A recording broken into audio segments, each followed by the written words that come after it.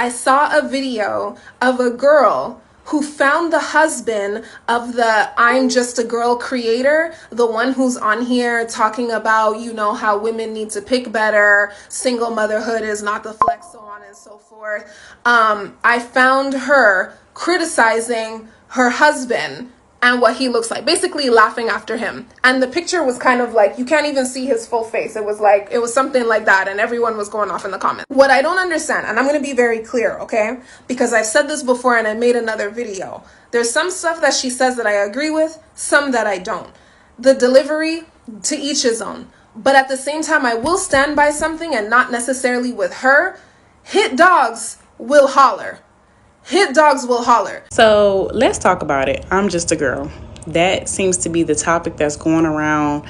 I want to call it Black TikTok because I don't think nobody else is really talking about this and no one else is having a problem with it. But yeah, let's get into it. Major differences that I personally see in the content between Shira7 and I'm Just a Girl. I think I'm Just a Girl and the platform is all centered around a lack mindset and like your position on how to be that and why you should be that. You know that girl I Am Just a Girl too, who I stitched a while back in that viral video I had. The stitching people, y'all, is embarrassing me. Well, anyway, I'm Just a Girl. She made a post here on TikTok where she said that we need to be doing certain things to be getting a man. And then also said that if you want a husband, you need to be acting this way. And then she said that the people that's gonna come up in the comments saying that they don't want a husband, y'all really do be wanting a husband, but y'all act like y'all don't because y'all can't.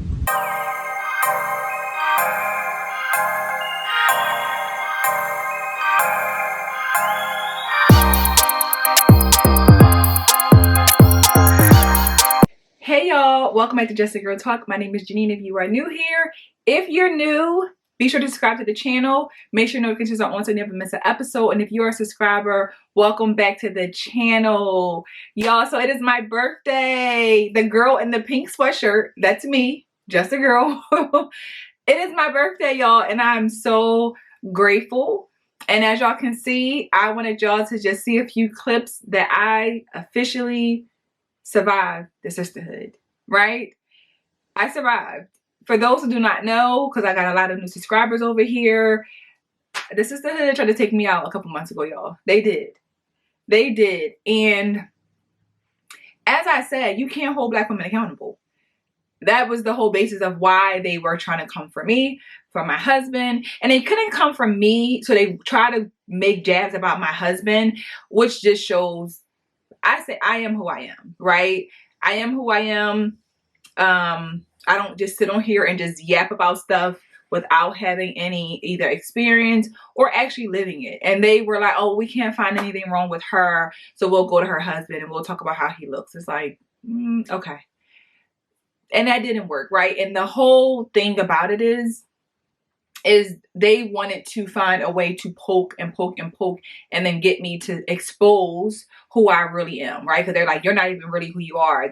You're on here acting like you're better than somebody, and I'm really not. I'm just someone who really cares about my community.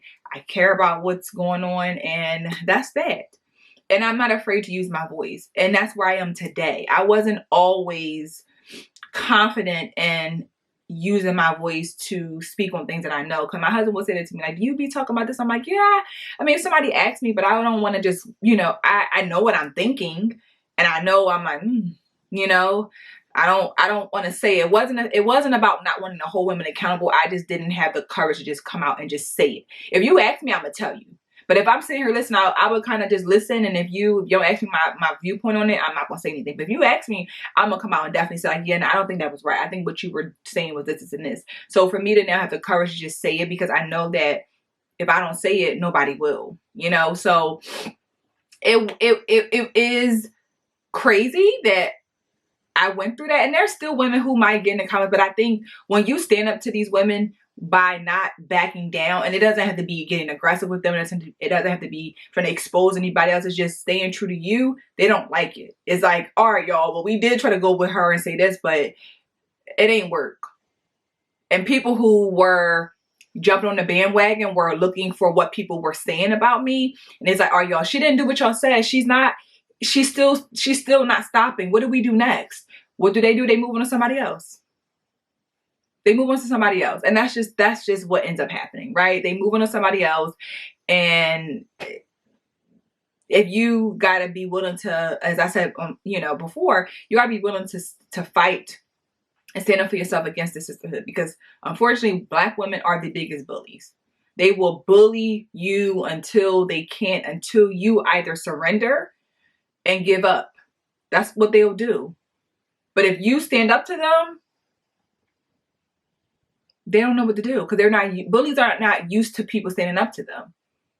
And the unfortunate side, as I've said again, they will find somebody else every other week for those who don't back down. And some people will, some people won't. And I don't know. I just think it's really sad. It's really sad. And I'm still shocked. Like, what? I remember how it just all went like, wait a minute, huh? What? Like, y'all talking about me? Just a girl? Like, but I'm grateful. I'm grateful because that happening brought more people to my platform, brought more people over here to my YouTube channel. So I'm not mad at it. You know, people say if you're not talked about, you're not doing something right. So I am a firm believer for us as women, especially women of color, to stand up for yourself. Do not compromise, and don't let people take you out of character, because that's their mission. A lot of these women are trying to get you to come out your character, to stoop to their level, and you got too much to lose. I have way too much to lose. I have way too many eyes on me to ever stoop to anybody's level who's just not, they're just at the bottom. They're not trying to elevate. They're not trying to elevate. I'm another year older, alhamdulillah. I'm so grateful. I'm like 36 years old, and thinking about where I am today, I could never imagine. You know, I've been on YouTube since 2019 when I started my channel. Not consistently, y'all. I started it, stopped, didn't do YouTube for like what I did in 19. I didn't do YouTube all through COVID because it was like, oh, whatever. I tried to pick it back up.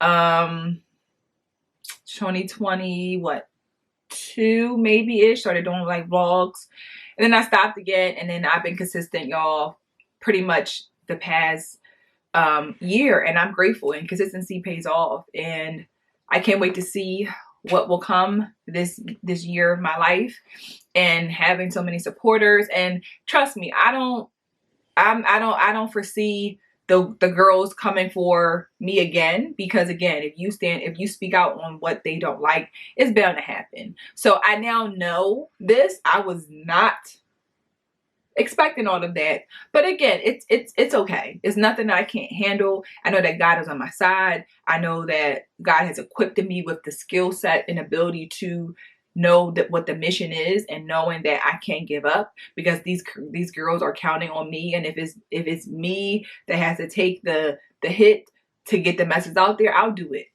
I'll do it every time. And I believe there's a lot of women who were inspired by how I carried myself throughout that process, and throughout how they tried to, attack me and assassinate my character, my family, all of those things. But having my husband to support me through it all, we knew that nothing that they can say or do that's going to change what I'm saying. You're not going to find anything about me or my husband that's going to be like, oh my God, y'all, like it's not. And I'm grateful for that we are two solid people who are, happy with ourselves, with our marriage, and we just have a mission. And my husband supports and backs me 100% with building my platforms.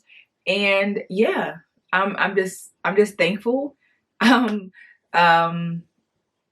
I'm thankful. I'm excited, and I hope y'all continue to support me. I'm gonna drop, if you guys want to support the Just a Girl brand, you can shop, get you a crew neck. You can support the nonprofit. I'll put the cash up in the bio. All that we read down there for you guys to support me, because it really, really means a lot to me to get all the support from everyone. And I'm gonna leave, one little clip for y'all to check out.